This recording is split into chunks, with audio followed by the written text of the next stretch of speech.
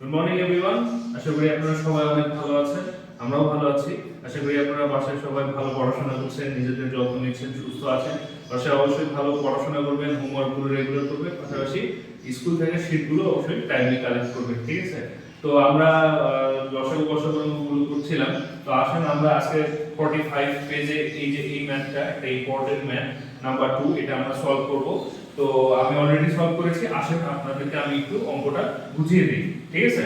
So first of all এখানে কি বলছে, teacher want to form maximum number of groups from 24 boys and 32 girls of grade 5 for solving math problems.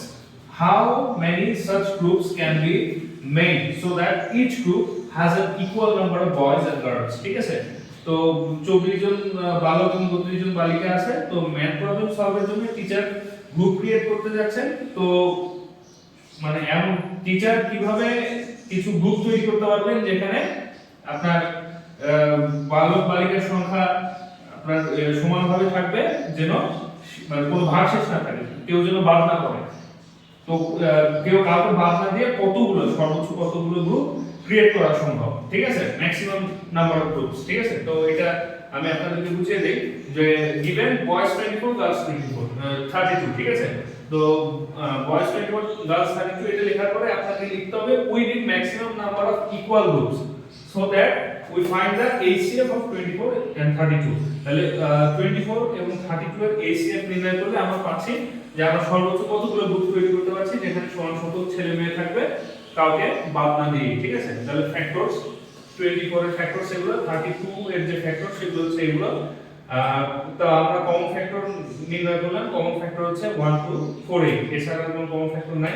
তাহলে highest common factor যেটা, highest common factor হচ্ছে 8। এই 8 হবে মূলত answer.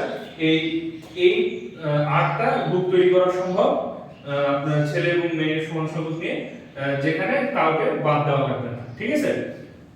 তো আপনারা অঙ্কটা এইভাবে করবেন, পাশাপাশি এগুলো প্র্যাকটিস করবেন। উপরে একটা ম্যাথ আছে, ঠিক সেম একই ভাবে করতে হবে।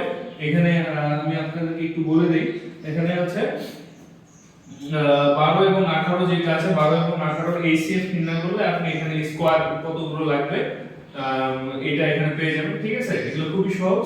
তারপরে আপনার হচ্ছে স্কয়ারকে পরে যেখানে লেখা আছে, ঠিক আছে? এগুলো ভাগ দিলে আপনার এটা বার হবে, ঠিক আছে? তো এটা বাসায় আপনারা প্র্যাকটিস করবেন। পাশাপাশি আপনাদের এই যে পরবর্তী এতে যে ম্যাথগুলো আছে সেগুলো আপনারা একটু দেখবেন।